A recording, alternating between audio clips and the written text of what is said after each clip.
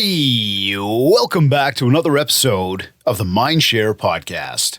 This show is sponsored by Kit's Keep in Touch Systems, a two-time international award-winning marketing suite for sales professionals.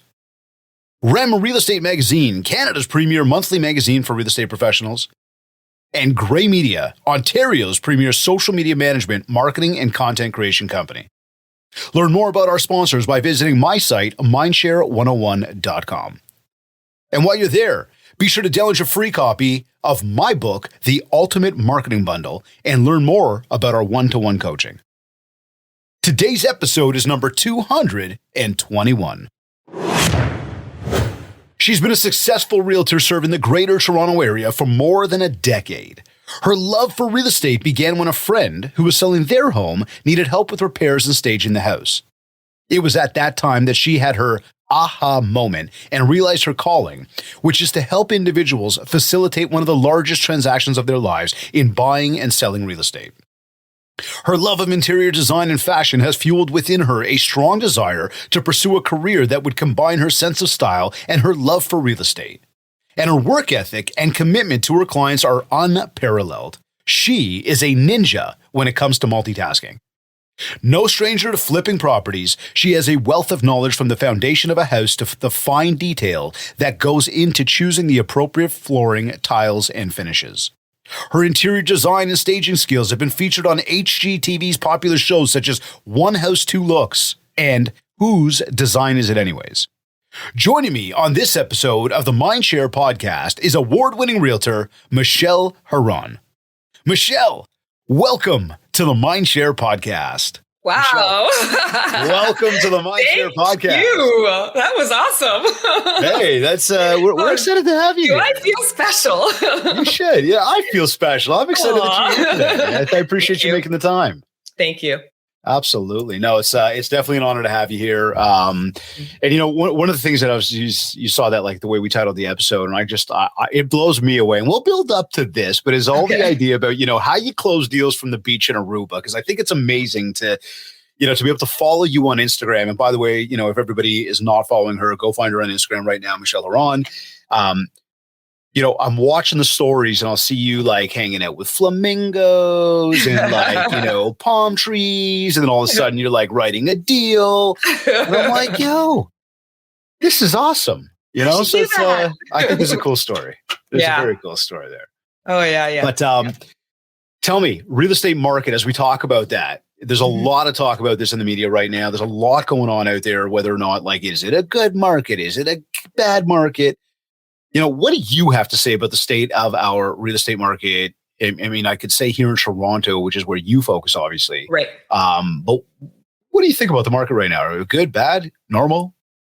It's tough. You know, the stats are saying that the market is not so well, not doing well. Right. It's low, but you know, there are a lot of buyers out there. There's still a lot of buyers. You know, some people have to buy. They've sold their properties. They've been renting with parents.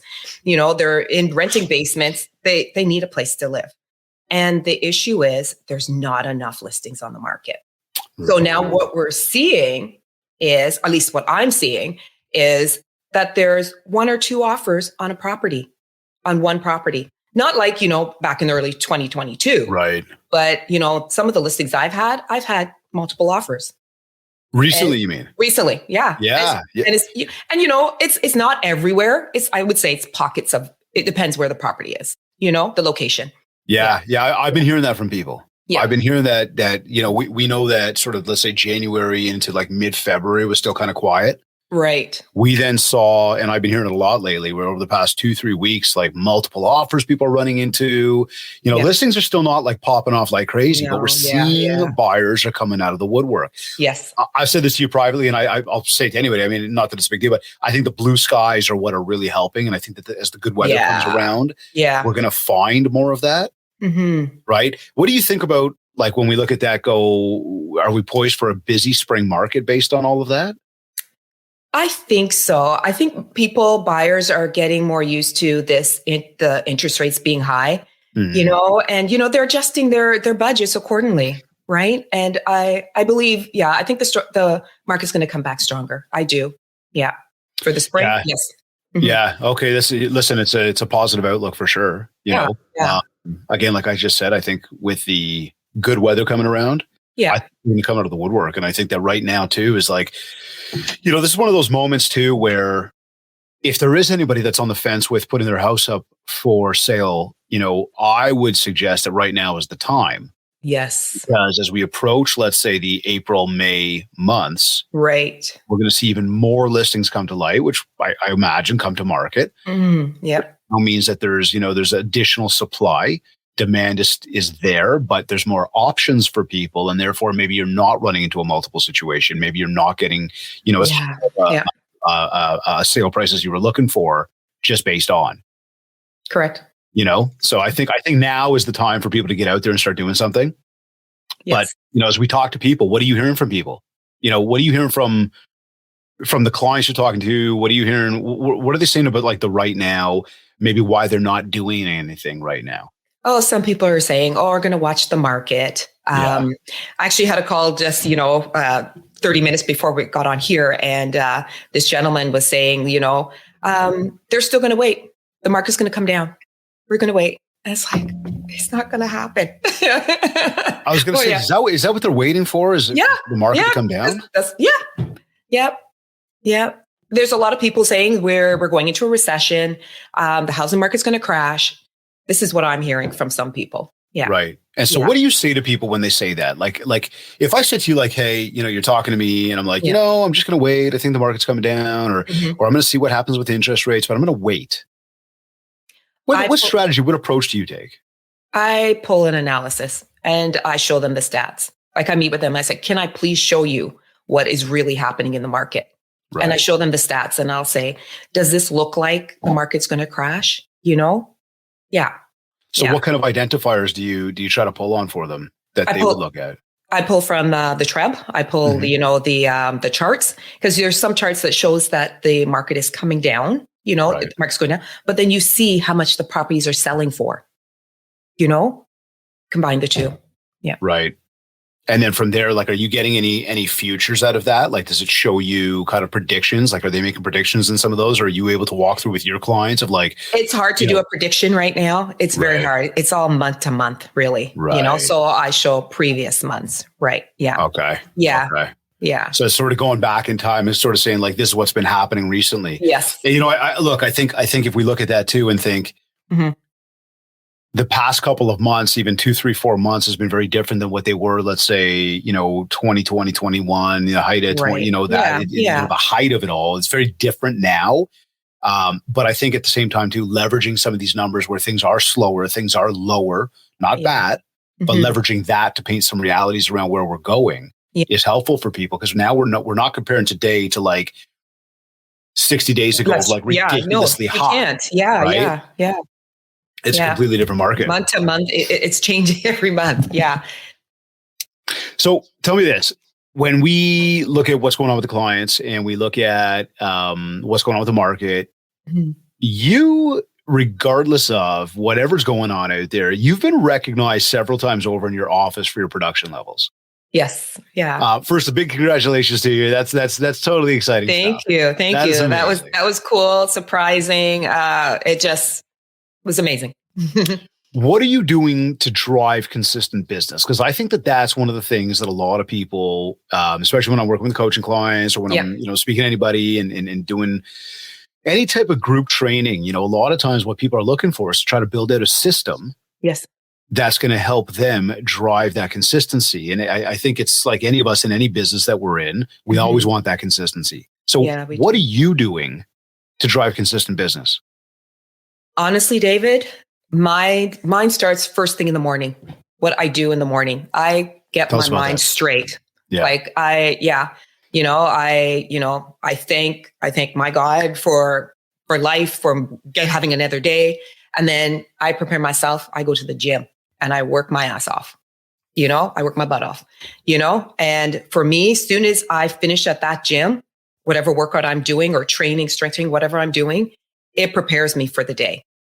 And it's like, bring it on, Love that. Yes, there's some days that can be super challenging, but honestly, that's how my day starts is with the gym.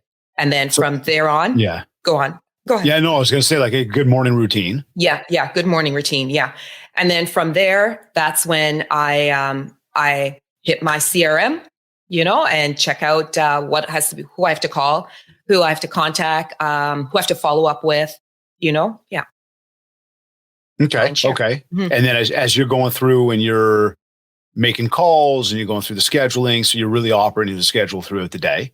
Yes, I am. And are there a lot of the actions that you're taking throughout the day? Are they, the actions you took today? Like, was it a very similar day yesterday? Yes, it was 100%. Yeah. 100%. And then how do you, does any of it get like completely monotonous? Not really. No, because I have a goal, right? Okay. I have goals, my goals. And when you have a goal and you do step by step and you see the progression, what's happening, you follow the process. Everything falls into place and it makes you feel good and you want to do more, you want to achieve more. Right. Yeah. Yeah. I like that tie together with the goals, right? Yeah. So it's like, and this is something we impress upon people on a regular basis is like the morning routine is so crucial because if we're not doing the right things in the morning, we could set our entire day off in a bad path, right? Yes. Yeah. All it takes is one bad phone call. Yeah. Right. And then it's like, it could be one bad phone call. It could be one bad email. It could be a social media post that we saw from somebody else that like we looked at and said, I didn't want to see that necessarily, or like I shouldn't have seen that, or that just impacted my mind in the wrong way. Right. Mm-hmm. But then tracking the goals on a sort of hour by hour basis, right? And constantly looking at that, like, so you're saying that's your driver. That's what's pushing you on a regular basis. Right. Yep. Right. And then that's what's again, and it's interesting because you're focused on your personal goals. Yep. That's helping you drive consistent business. Right. Yep. Right. It's an interesting tie together. Yeah. So if I said to you then, like, what about the end of your day? But mind you, my goals are on a mirror. So I see it every day.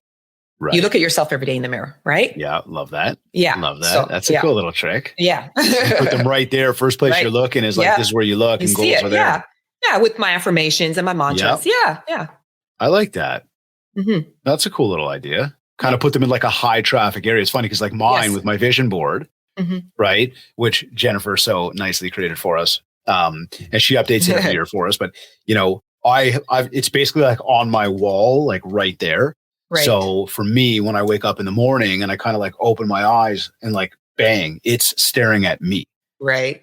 Right. So it's a really powerful reminder on like literally like a regular basis of like, that's what we're working towards. Yeah. Right. That's what we want.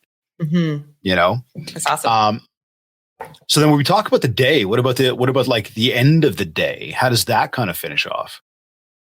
The end of the day finishes off usually about 8 o'clock, sometimes 9. I need to get better at that. And why? Like you want to make it later or you want to make it earlier? A little bit earlier. I would like to make it a little earlier. Yeah. See, for me, I'm like about 11. Yeah. Sometimes 11. Yeah. Yeah. My but if you have a partner and your partner's like, are we having dinner today? Yeah, right. Yeah. But, so it ends off, sometimes late. And, I try to end it, on a good note, you know what I mean? Like, with, having some wins, but it's not always the case, it's life. Reality happens, right? It's reality. Yeah. So, so the end of my day is, usually I relax with a book, or a, what is it called? Audible, on Audible. Sometimes I listen to the Audible. Yeah. Sometimes I listen to that just before I go to bed, positive stuff. Yeah. So it's not necessarily scrolling social media. It's not the sort of toxic like media stuff that's out there between mainstream media or social media, feeding your brain with that stuff. Yeah. This is like I try not to. Yeah. Unless somebody sends me something, you know what I mean? It's like, okay, I'll take a peek, I'll look. And it's like, yeah. And if I find it funny, I'll send it to someone else. Yeah. But, I try to be mindful of how long I've been on social media because that can just rob you of your time like nobody's business. Yeah. Right. Mm-hmm. Do you time block social media in the schedule? I don't. No, I don't. Okay. I don't. The main time I will do social media is if I'm doing my lunch or breakfast. Okay. If I'm, eating, then I'll be looking at my social media. Okay. So there's sort of like a time within your mind though of when you do attack it. Right. Cool. Yeah. Because I'm totally aware that, the distractions, it can be can ruin your day. Yeah, for sure. So, and as we talk about that, like we looked at your days and we said, like, how do you drive consistent business? And you're talking about having a really strong morning routine. Yep. Paying attention to your goals and having Yes. a nice, strong nighttime routine to kind of bookend your day. Mm-hmm. If we said, what is your most consistent challenge in a day? And how do you deal with it? Like what's something that comes up on a regular in like the life of Michelle? There's always someone asking a question, especially when you've done a deal. There's always like one or two questions, or you have to deal with sometimes some people's emotions. Their emotions will, I hope I did the right thing. Are you sure about this? You get that little, indecisiveness, I guess, or, they want to make sure that they've done the right thing by selling their property and moving to here. Right. And it's a lot of emotion, and you have to be able to be the type of agent that will listen to your client. Like, I mean, really, really listen to your client, let them talk, get it off their chest, and then try to reassure them that everything's going to be okay. So I deal with a lot of that. Yeah. Yeah. So literally like random questions, Yes. random phone calls. Oh yeah. And they're looking for, from what I'm understanding, they're looking for some reassurance from you. Yeah. Exactly. So I love what you said. Because they trust you. They trust you, so they're going to come back and ask questions. Right. And you want them to ask you the questions. Yeah. And you want to answer those questions.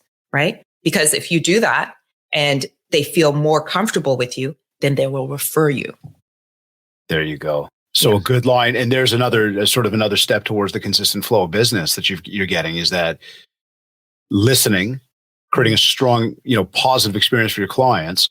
Yes. They're now telling their friends and family about you, and now your business is growing organically because of that. Correct. See, that's powerful. Yeah, I remember, I've shared the story many times before, but I remember seeing this was years ago, but it was like a Facebook group, and a client of mine had posted in there that like clients of hers, she couldn't believe like clients of hers were like calling her to like ask her about the colors of like paint on their wall. Right. And they wanted to know her opinion on like which color she liked. Mm-hmm. She went off about like, why are they wasting my time?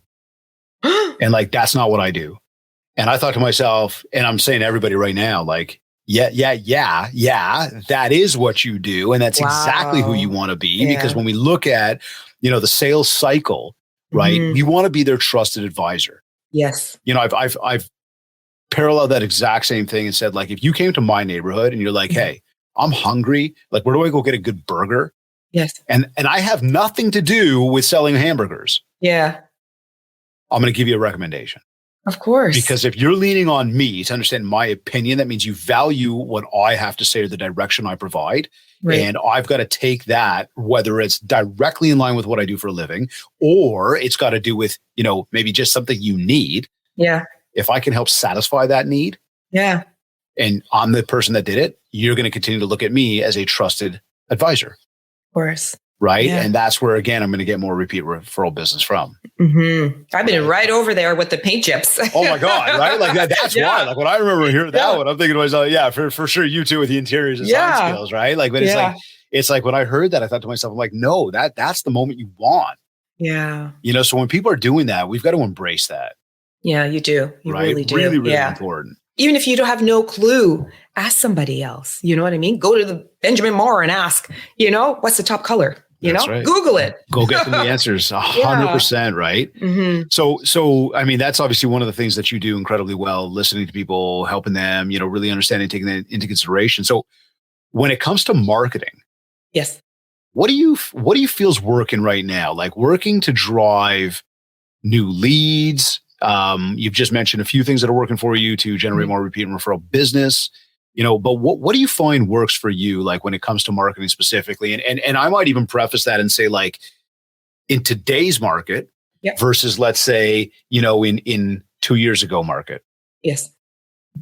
Well, what I use right now that seems to be working is I do flyers in my area, my geofarm area, and people recognize me, are starting to recognize me now. Like even when I'm walking down the street. It's kind of cool. Yeah. And every month I hand out, I don't hand out, but I use the Kids Keep in Touch system, and they send out those the guys are flyers. awesome.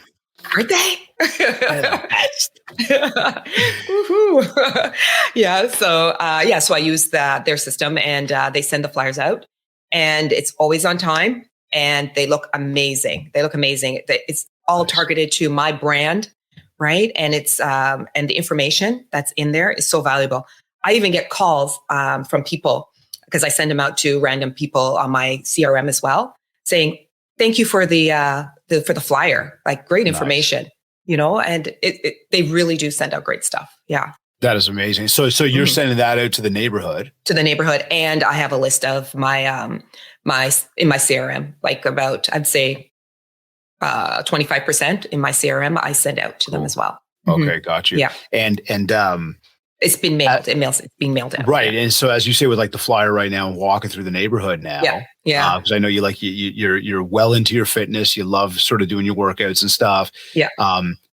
People are recognizing you. How long have you been sending the flyer to the neighborhood? And how long would you say that it took? Like, or maybe what do you even have to say maybe about a little bit of advice to anybody who's thinking about sending flyers, maybe has started, has thought about stopping? Like, just tell us about your experience on that. Well, I've been doing it. Because it's not an overnight success. No, it's not. I've been doing it for 11 months now. Okay. Next month will be a year, and I will continue with it because it is valuable, and it makes people in your area know that you know your stuff, because you're consistent, because you continue to send out valuable information. Also, in that area, in my area the geofarm area, I actually go and knock on the doors too. So people see me as well. I'm not just on a piece of paper, they actually see me, and they, when they see me, it makes it more legit. Right? Yeah, totally does. Right. Mm-hmm. And what kind of things are you saying to people at the door? Like when you walk up, how are you making the connection on sort of the flyer? And well, when I knock on the door, I'll say, "Hi, I'm Miche Heron. I live in the neighborhood. How are you? Blah, blah, blah." If you ever need anything or have any questions regarding real estate, just let me know. I'm here to help. Like, I never pitch them at the door or anything. Nobody wants that. Nobody wants that. Yeah. Exactly. I just want them to know that I'm here if you have any questions. And how receptive would you say people are to you coming to the door? Like, how many doors are you knocking before you might get that person who's like actually friendly and open to talking to you for a moment? Honestly, I would say maybe every 10. Okay. If that, maybe a little bit lower. Okay. Yeah, because people see me now. They know who I am now, right? Yeah. And And another thing too, like, you got to be mindful when you're knocking on the door, you cannot be right in someone's face. You know what I mean? Even their camera's right there. It could be a little intimidating, So you got to remember, you got to stand back a little bit. Give them room to open the door, That's a really good point. Yeah, sure. Yeah, to say hi. Because if you're too close to them, they may feel intimidated. They won't even open the door. Yeah. That's a great point. So we're sending flyers on a regular monthly basis. Yes. We're going out and we're knocking the doors and meeting the people. Yeah. So door knocking's working. Yeah. I know a lot of people don't want to do it or refuse to do it, but honestly, it works. Mm-hmm. I say it to everybody, it works. Right. Yeah. Like I did that. Yeah. I did that with I think the past 2 weeks I've been in front of 4 different audiences, I think it is. And I love asking that question all the time, right? Yeah. You hear doors knocks. Okay, keep your hands up if you see business. And everybody hands, like, stay up. A lady the other day, literally, when I was like, who door knocks and who sees business, she went like with both hands, she put them up, right? She just wanted to overemphasize like how much opportunity she sees out of this stuff, right? Right. And you're right. Yeah. Most people don't want to do it. They don't want to do it. And that's where the opportunity comes from for those that will. Yeah. For me, I'd rather door knock than call because I want to see somebody's face. Yeah. You know what I mean? Yeah. I find when you're calling people, they're easy to hang up. You know what I mean? Because they don't have to see you. They don't have to connect with you at all. Right? Yeah. And so you've got the flyer going out consistently for you, something you don't even have to touch, deal with anything. It just goes. It just goes. And that sets you up with the opportunity to go and do the door knock. Correct. The door knock gives you the opportunity to meet somebody face to face. They get to meet you face to face. Yes. And then I imagine that, with the good conversations, there's a conversion process from taking that individual as like a complete stranger and moving them into the database. Right. Right. Exactly. And then what are you doing for the database? Because you said you're mailing some stuff to them. Yep. Yeah. What else are you doing there? Yeah. So I put them in the database, the ones that, I've made a connection with and given me the information. And they get the emails. They get the monthly emails. And what else? Working on getting the second email out. Try to be a little more consistent with that. And what else? And then, I'll call them. Yeah. Every now and then I will call, not every day. Like, I have a process. Yeah. But it's checking in with people and kind of making the phone call and doing the personal touch point. Which follow up. Yeah, exactly. Which would almost be an extension, let's say, like from the flyer to the door knock. It's like now you're in the database. I'm going to make sure I make the phone call and stay in touch with you every once in a while as well. Yes. Mind share. Yeah, well, that's right. I like that. Now, what about your social media? Because I know you're really active with social media. You post some great content. There's a lot of awesome branding. Yeah. I know that you spend time, going through and putting in effort to your social media channels. Yes. First off, how much time does your social media take you? And I'm talking from like the content perspective, because you already mentioned like eating breakfast, eating lunch, you'll go on, you'll do your scroll. Yeah. But what about the posting? What about the coming up with content, the execution of like being prepared? What does that look like for you? I try to do that on Sundays because like you said, we got to prepare our day. Our week starts on Sunday. Yeah. And I try to think what my day is going to look like for the week. And then from that, then I go into, okay, what can I post about what's happening throughout the week? And that's how I initially start my posts, like for example, today's International Women's Day, right? Right. So of course, you post something, little something about the happy, International Women's Day. Right. And it just, with the social media and their algorithms, you got to just keep consistent, with posting something, you know what I mean? Yeah. It has to be something. And, and you want it to be of value to your clients as well, right? Yeah. So I try to do that, quotes, things that happen to me, the gym, new listings, my clients, fun stuff like that. Yeah. Travels. Yeah. I am human. You've got a good mix with your stuff, right? Like I know if people following you, they can go to your Instagram and see where you're doing business, see where you're doing a content shoot, see where you're working out, right? Yeah. So you've really worked in both sort of the business and the personal part of the lifestyle into it all. Right. I have. Right. Now, what about video? Because I know you use video as a big part of your mix, and you've done some fun stuff with it. Yeah. It's so tell us about the journey with video. Oh my gosh, I was horrified of doing videos. Like, I don't want my face out there. Like, I don't want to do this, But honestly, like, I've gotten so used to it now. It's like it doesn't even faze me anymore, and it works. Video works. It really does. You get more, for some reason, the social media loves video, and they seem to push your videos out more than any other of your content, any still content, Right. Yeah. So that's why I try my hardest to do more videos as possible. Sometimes, life happens, and it's like you fall off of that calendar and you got to jump back on, Right. Right. And so from a video perspective, like what was it that when you say about, you didn't want to put your face out there, you didn't want to go out there, do your thing, what actually got you to the point where you're going, I'm going to do this. And then, once you're doing it, you find your consistency out of it. You find like where you're starting to get comfortable, but like what helped you kind of just break the barrier of like, I'm just going to start doing this. I'm going to put myself out there. Trying to get more business. One of the videos I had done, someone sent me a message saying, I saw your video and I need help with purchasing a house. Can you help me? And that's when I realized, okay, so it does work. All right. So I got to do more of these videos, to generate more business. And that's how it all started. That's how it all started with me actually starting to do more and more and putting my face out there more, and I guess some people just have that connection and some people don't. Yeah. So going through and doing the video once, doing it again and again and again. And then all of a sudden Yeah. getting somebody being like, hey, I saw you on video. Yeah. Oh, You're yeah. like, whoa, wait a second. Maybe I should keep doing video. I know. Yeah. That's kind of how it happened? 100%. Yes. Gotcha. Okay, cool. So now, Yeah. when we talk about that, how much time do you spend sort of in the production part of creating your videos? Like, what does that look like? Yeah, that can be time consuming. Yeah. Yeah. Oh, yeah, for sure. Talk to us Yeah. about that. Sometimes, Tell us like the process there. okay, so if I'm doing it myself, like there's a camera on the desk and then I'll shoot something.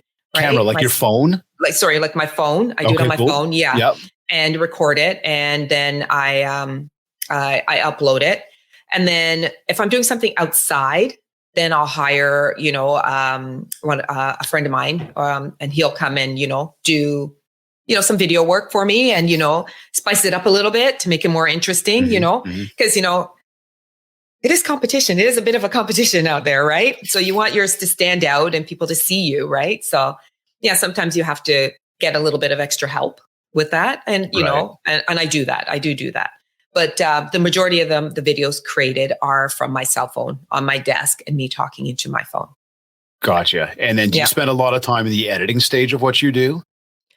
No, because I am not good at the editing at all. So that leaves me to do retakes and retakes till I get it right, because I'm just not into that editing. So you go for that like it's not one take, but it's like one full kind of like, done. We're happy with that one. Let's roll. I'm probably doing like 5-6 takes. Yeah. Okay. Yeah. Mm-hmm. Well, look, admittedly, sometimes, that's what we do, because it's like you start doing it and then you're like, wait, let me say it better. And then all of a sudden, by the third, fourth time you did it, it's just rolling nicely now. Yeah. Yes. Yeah. Right. But that's the behind the scenes stuff of like bringing this type of stuff to life. Right. Yeah. But sometimes the first take that you thought that was all the mistakes and all that was usually the best one.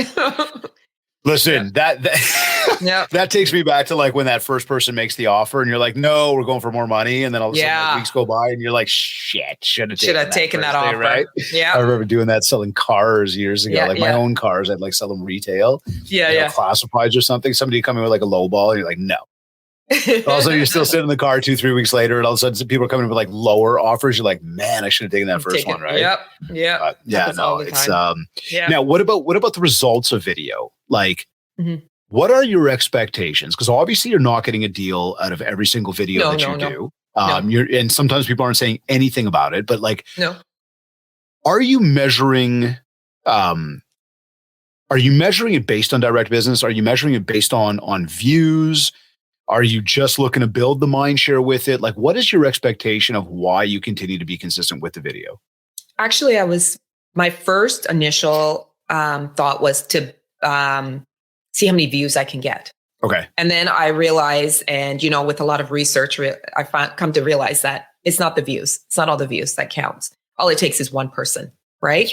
So even if I get like 3 people looking at my videos, it's better than nothing. And, out of that 3, it could actually hit home with one person. Right. And that's my goal, just to put out as much as I can. And hopefully I will attract that one person that we can connect, It's a nice way of saying that. Mm-hmm. Right. Like it really just takes one person. Yep. It really does. Yep. Now, from that one person, when we talked to database, which we talked to a moment ago, we talked about the flyers and the door knocking, obviously conversion into the database. We look at social media, we look at video. It's obviously a mass type of marketing, right? Because we're putting it out there. We're putting it out there to a wide audience. Yeah. How much emphasis do you put on your database in a almost daily basis to help you generate new business? I go through and I update. And, I also look at who's even reading my emails too. Like this, the stats on that, if they're not opening my email or, you know what I mean? It's like, I don't know how interested they may be. Right. So I look at that. I also look at, when was the last time I called them? When's the last time we actually had a conversation? Are they still looking for a house? Are they still thinking about it? All those things play a factor. And every day, I constantly look. If I don't look every day, then it's every other day when I get a chance to look at that. Yeah. Would you say the database is like a big driver of business? Absolutely. 100%. That's where a lot of consistency. Oh yeah. Oh yeah. Yeah. I think there's 80%. I would say it's high. That number is very high. And which is amazing, right? It's a testament to what you're doing out there in the market and the way you're helping people and the experience that they're having working with you. Correct. Yep. Right. So that database is absolutely huge. And most of your business coming from that database, 80%, as you said. So if I flip this then and said to you, what advice would you give a brand new agent who just got into the business? What would you tell them right now? I would tell them the importance of having a CRM. Okay. Every single person you have or know, you need to put them in that CRM. And that the CRM is to help with being in contact with them versus with either email, mailers, or telephone. So if you have their information there, and every time you speak to that person, you have to update the system because there's no way you're going to remember. There's no way. Yeah. So you have to have something in place where you can help to keep you organized. Yeah. So what if they were like, well, I use my calendar on my phone, I use my phone book, and like, no, it won't work. No. That way. No. I've tried. Believe me, I've tried. Doesn't work. Yeah. Right. So it's got to be a proper CRM system. Yeah, it has to be a proper CRM system. Yeah. Cool. Okay. Yeah. And it's part of business. Yeah. It's a business expense. You're going to have to pay something. It's a business expense. So you have to do it. And we need those business expenses anyway. So right. Yeah. Well, and when you're working with the proper accountant, they will teach you all of these things. Exactly. Yeah. And what would I tell a new agent? I also would tell them, do a lot of training. You have to do a lot of training. Yeah. There's just so much to learn and it's changing daily. So you have to find time to educate yourself. Yeah. Daily. Yeah. Whether it's a podcast, whether it's reading a book, going to a seminar, even, in whichever brokerage you choose to go to, make yourself readily available to go to those trainings. Yeah. That's good advice. It's good advice. I would double down on that, right? I talk about it all the time, feed your brain. Yep. Spend some time reading, spend some time doing something, educate yourself, learn, go study the market, find out what's going on, and don't do it through Facebook groups, but go in and find a number of different sources, not just one. Yes. And then once you sort of do a lot of reading, really break that down and make yourself understand, like, I'll take this to a completely different place for a moment. I met this lady who is an absolute genius with NFTs. And one thing she had shared, like I said, how do you do all your learning? Yeah. She said, and she's got it. She does a ton of business. Like she's big time with this stuff, but she said she's got a team. And part of one of the tasks that she's empowered her team to do is to curate 10 articles a day that have to do about NFTs, 10 articles a day, and send her that breakdown every day so she could read it. So I'm like, so how much time are you spending? She goes, probably about 30 minutes a day just reading up on NFTs. And so her team curates the content, sends it to her, and then she just sits there and she reads. And that's what she does. And so bring this back to our market over here with real estate is same idea.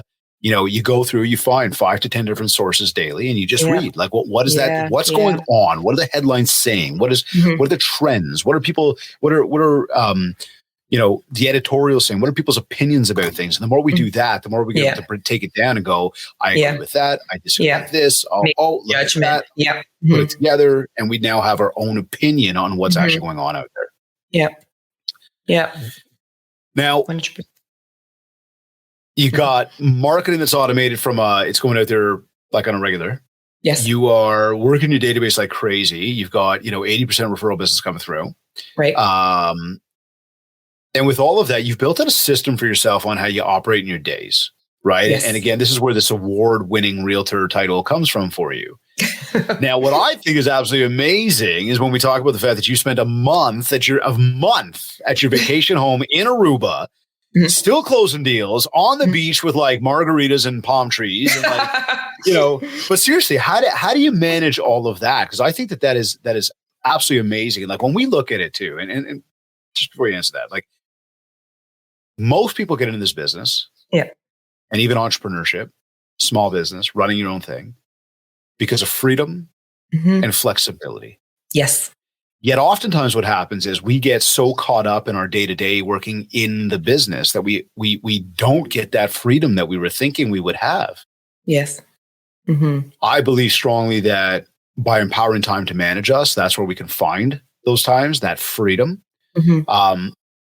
You've really taken the bull by the horns on that one. And you've really found a way to be able to be not at home physically, Yeah. like on an island, really, Mm-hmm. right? Mm-hmm. And still run your business. Yes. What does it take to do that? Like what's going on before you leave? What's going on while you're away? Like, how are you managing client expectations? Do you just shut everything off for a month? Like, I know you don't, but I'm saying, like, tell us more about that. Cause I think that most people would be pretty intrigued by that. Mm-hmm. Cause you're living it right now. Yeah. No, I don't shut everything off. The main thing is communication with my clients. Like, I let them know that I will be away. And I have at my brokerage, a Remix Community, I have a team of people that will help me when I'm away, right? Okay. Whether to show a property, obviously I can't do that, but with all the electronics we have in the world now, I can definitely communicate. Like, WhatsApp is absolutely amazing. Like, even for, video, if we need to do video, each other. It's incredible. And then also we have email, we have internet, pretty much every island has internet, right? So the communication has to be strong with my clients. And that's how, and that's the main thing. And once we build that connection, they know I'm away, we communicate. You do tell them that you're away? Oh, yeah. Okay, so what would you say to an agent who's like, oh, I don't want to tell my clients that I went away? Oh, well, you're human. Like, you need a break every now and then too, right? Right. Yeah. You're not shy to tell people, hey, I'm going away. I'll be away. Yeah. And you know what? I always bring them back something too. When whether it's a t-shirt or, a little trinket, I bring them back something, and even if we're taking a break from the buying process, they just don't want to do anything, in the month of January or something like that. I'll say to them, well, I'll still call them and say, hey, how you doing? Happy New Year. Like, I still keep in contact, whether it's an email, text, something, just so they know, they know I'm away, but yet still they know I'm still thinking about them. Right. Yeah. And so they appreciate that. You got people back here to be able to help you with anything that needs to be done, like in an immediate sort of moment. Yes. Your clients know that you're away. Yes. You've got constant communication with them. So it's not like you're shutting off the phone. Like, you are there. Yeah. I imagine you've also got your times while you're away that you're going to take your time to enjoy. Right. Plus they're still getting emails, my emails and my newsletters too. See, there you go. Right. So the marketing's still happening consistently. Yeah. Everything is still rolling. Yeah. So, I mean, to me, that's part of where we would look at, sort of that definition between work-life balance. That definitely is right up there. Yes. Right. Where you're actually taking time to enjoy life, feeling not guilty about it. Yep. Away for a month. So there's like a recognition of like, this is not a 7-day vacay where I'm just going to shut down and like not do anything. But instead you're like, I've got to be active with people. Yep. I won't lie. At first, I was a little bit. I did feel guilty. I did feel guilty at first. Yeah, and then what got you past that? Telling the clients the truth where I am. Yeah, there you go. Cool. Yeah. Is that interesting? And it was just a relief. Yeah. And people were like cool with it. Yep, they were cool with it. Or even if someone wanted to list their house, like I had that in this past January, and she said, "I'll wait till you get back." Right. I want you. Yeah. It's like, okay, thank you. Yeah. That's amazing. Yeah. Good for you. And you see, there's that trusted advisor, right? Yeah. It's like, no, I'll wait for you. Enjoy your vacation. When you get back, I want you. Yes. And I was at her house. As soon as I got back, the next day I was in her house staging. I got back, at 11 o'clock at night, 10 in the morning, I was at her house staging, and we sold it in 4 days. Yeah.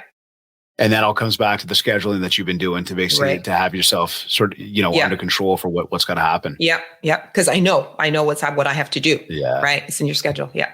That's amazing. That's amazing. That is so cool. You see, like, and no, I mean, I think, listen, it was important to bring this up because, again, achieving that work-life balance is so crucial. That freedom, flexibility of why most of us got into the business is so crucial. Yeah. And I know there's a lot of folks that really do get apprehensive about going away and worrying about what's going to happen with their clients and worrying about the fact if they're going to miss something. but you said it too, like the access to technology and the fact that we do have the internet pretty much anywhere we go. Right. You know, these devices over here, they allow us to accomplish a lot from a mobile perspective. Yes. Right. Yeah. So, I mean, anybody can do it. It's just a matter of understanding your priorities as well. Like if you got clients that need something, okay, you can't all out shut down.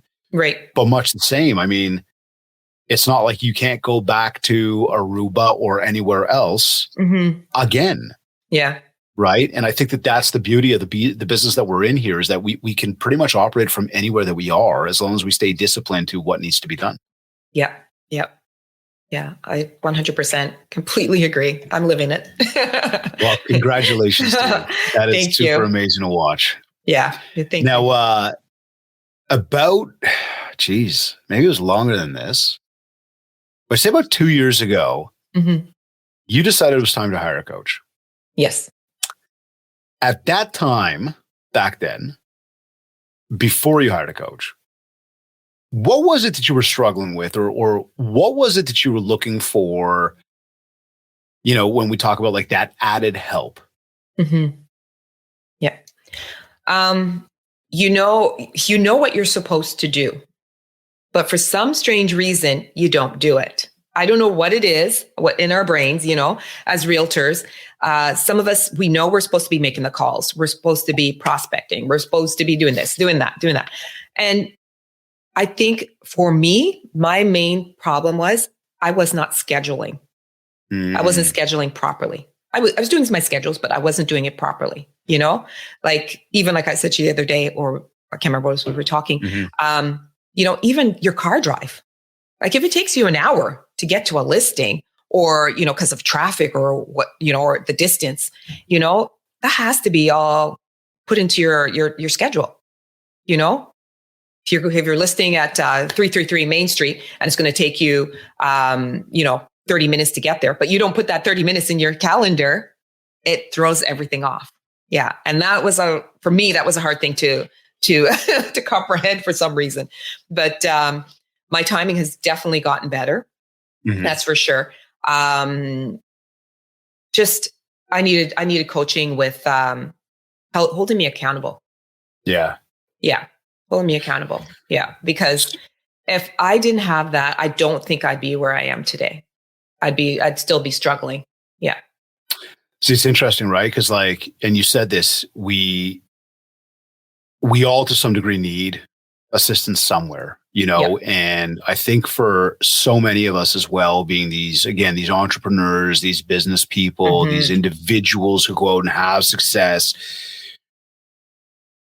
it's almost like a shot to the ego personally that, oh my God, I'm going to go get help from somebody. Right. And it's like when you get past that way of thinking and you can see it for the benefits rather than the personal attack you're making on yourself, it's incredible how you start to climb to new heights because you've got somebody in your corner who's really watching and looking and rooting for you. Right. Like it's an empowering thing. Right. So once you, and I think a lot of people are fearful based on that. They're like, I don't need the help, or I can do it on my own, not recognizing that, like, I mean, maybe I believe everybody has the ability to do. Okay. And I say this all the time, but like, yes, you can. The reality is most of us, yes, we can. However, we will a lot faster, a lot better, a lot more efficiently when we've got somebody there rooting for us, pushing us, helping us, holding us accountable. We will get to those places we want to go to faster. Right. Yep. So once you decided, you're like, hey, I think I know what the challenge is here. I think I know what the issue is. I think I know where I want some help. What was your next step in starting your search to find a coach? What I did is I went online. I think I went online and I believe someone I knew you were coaching as well. And I got feedback from there as well. And then, you know, then I did the coaching call to see if, you know, if there was you know, that when you offered the free coaching call. And just to see if we, if there was a connection there, if we could work together, if I liked your style, not everybody is a fit. Not everybody's a fit. For sure. And I found it was good. And then, year one, I saw how things have increased and how well I was doing and being more consistent. And then year two, even better. So why would I stop now? Yeah, no, I love that. Yeah, I love that. Mm-hmm. And it's interesting, right? Because something I probably said to you on that first initial call, like just that consultation call, was I'm not Amazon. I'm not delivering you a box tomorrow, right? You're not going to get something that you can unwrap now that you get started with us. This is about a journey that we're going to be on together to help get you to that place you want to get to. Yeah. It's just like the gym. Well, but that's what I know. I make that joke all the time, right? Like I go to the gym, I'm like, where's the six pack? Like, you've been here for a day. I'm like, I know, but still, no, it doesn't work like that. No. And you realize it takes a lot of consistent hard work, effort, and just keep pushing yourself and have that discipline. And like, admittedly for me, the past couple of weeks of travel, I have not been to the gym. I've been doing what I can to work out. But I haven't been able to get to the gym the way I've wanted to. And it is eating me alive right now because how much I love getting over there, right? Yeah. But it is a discipline. It is a discipline. So, we had that call and you decided to move forward. And as you just mentioned, which I'm super pumped about, but like year one, there was growth. Year two, there's been growth. Yeah. How do you feel about the conversations kind of like from call to call? What is that experience like? Just for anybody that obviously hasn't gone through that, what would you say that they can expect as we're sort of on those calls and then, going through the motions? Well, the first thing you always ask me is, how are you? Blah, blah, blah. And then you go, so what are the wins for this week? Start with the positive, right? And then if we have any challenges, then we go through the challenges. And we talk a lot about the calendar. Everything has to be put in the calendar. Like you drive it and drive it and drive it and drive it. Has to be put in the calendar. Am I lying? Yeah, no, you're bang on. I know there's a few people here listening that are laughing too. They're like, oh man. And then, we go from there, like what else has to be done, what we need to do to get where I want to go from, because for my goals. Yeah. And basically that's how it goes. It all starts from the wins and then we go from there. Yeah. And then what about the takeaways, the action steps? Are you finding that each call you've got, there's stuff to do when you walk away from a call? Like there's always different things to focus on? Yeah, 100%. Yeah. Yeah. We always have to, I write down what I have to do for the week till our next call. And what needs to be done. Yeah. The follow-up, the there's just so much things to do. Yeah. Yeah. And with doing that, it helps you grow. And I see the growth big time. Well, that's, that is really exciting stuff. Yeah. Yeah. Do you find value in the ongoing text line together, like in between the phone calls, of just being able to have that ability to like send off a message and kind of, tackle anything that's going on in the moment? Not only that too, you send the emails as well. Like I get emails, the VIP. Those emails, I find those are, I read those all the time. Yeah. No, that's I like awesome. that. Yeah. Yeah. And it's a reminder to, okay, shoot, I got to get on that, or I got to do this, right? Got to get in the calendar. Got to do this. Yeah. Mm-hmm. Good. Yeah. So it's sort of hitting from all angles. And so if anybody here was on the fence about, hiring a coach, and why they should consider, and I'd say, directly working with us at Mindshare 101, what would you say to anybody right now who's on the fence about getting a coach, about getting started, about, they've had the thought, they've entertained it before, and they're kind of going, I don't know, I'm not sure. People talk about the expense of it all. Yeah. Right. And like, I'm always, and I know it may sound totally self-serving to everybody, but I'm always talking about the fact that what you're doing is you're making an investment. Yes. Right. Because not to talk specific dollars, Michelle, for you, but if we said, has the ROI paid itself back? Like, has it become an investment for you in a big way rather than expense? Oh yeah. 100%. Right. 100%. Yeah.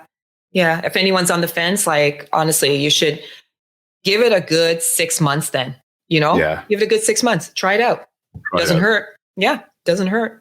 Yeah. Because I think a lot of people are fearful, right? Like it's either that ego hit for themselves, right? Yeah. or it's like, oh my God, I'm going to put out money monthly. And and that's why I say like, and so everybody understands, like, that's my whole thing of like, you're putting out money monthly. I am not Amazon. I'm not giving you a box of anything, but we are going to help tackle all of those challenges, all those processes, all that stuff that you want to get done. We're going to work together on that in a very, would you say, very customized approach to it all. Absolutely. Right. That will then help you get to that place that you want to get to. And it's only, as you said, in time, like give it that 6-month period.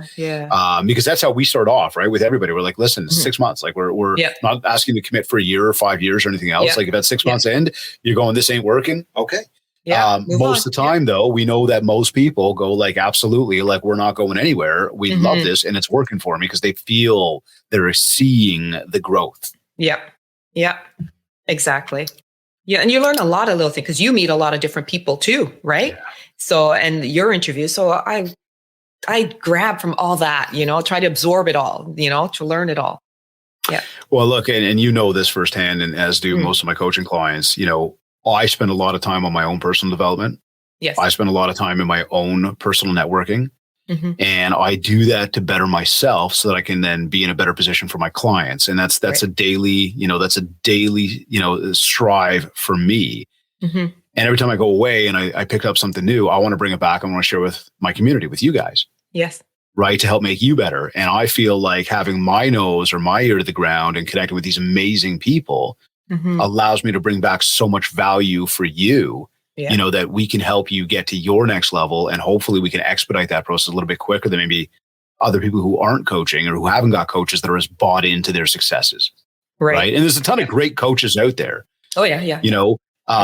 We but just, like you said, not everybody fits with each other. Right? And that's the thing, what I mean? Like not everybody's a fit for everybody. Like I'm not a fit for everybody. And quite frankly, there's people that I talk to that they're not a fit for me. Right. Like we're going to spend a lot of, as you know, we're going to spend a ton of time together. We're going to have a lot of conversations. We're going to share a lot. We've got to jive.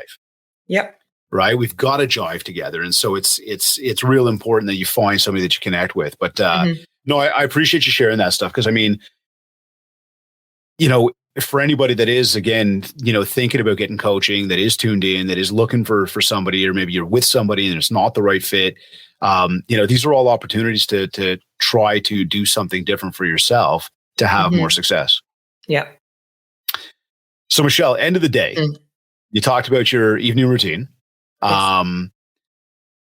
But if I said to you at the end of every single one of your days,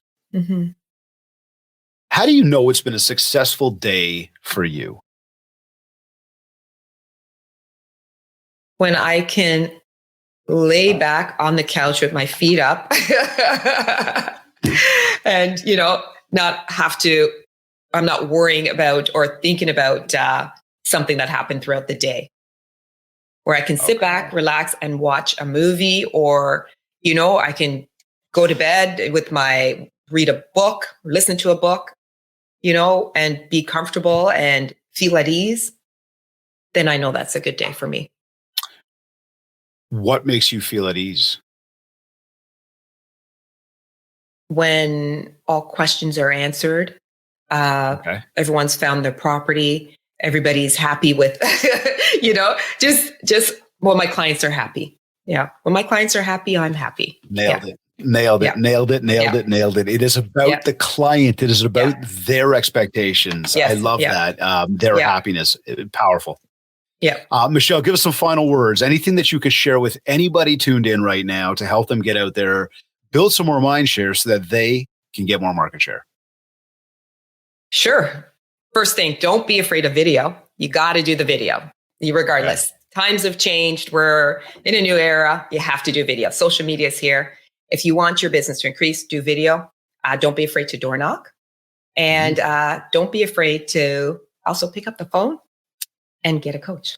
Yeah. All right. Great words. So we said video, door knock, pick up the phone, and go get yourself a coach. Yeah. And with all that said, Michelle, I want to thank you sincerely for making the time for the Mindshare podcast today. It was an absolute pleasure having you on the show. Oh, thank you. I appreciate it, David. Thank you for having me. Thank you. You're either listening to this on one of your favorite podcast platforms, or maybe you went to my website, mindshare101.com. And while you're there, be sure to download your free copy of the Ultimate Marketing Bundle, our 31-page ebook, including your free 90-day social media content calendar to help you build more mind shares so that you get more market share. A reminder as well that if you want to talk about personalized one-to-one coaching, an in-person keynote talk for your upcoming event, and or ongoing virtual training, just get in touch with me. We'll set up a consultation call to learn more about what you're looking to achieve and how we will help you do just that. Don't forget to leave a review of this podcast at www.ratethispodcast.com/mindshare101. And connect with me on Facebook at mindshare101 and on Instagram at David Greenspan 101. I want to thank Kids Keep in Touch Systems, Aruba Real Estate Magazine, and Gray Media for sponsoring the Mindshare podcast. Be sure to visit our site to learn more about what these powerful companies will do to help you grow your business. This has been another episode of the Mindshare podcast. Thank you for tuning in.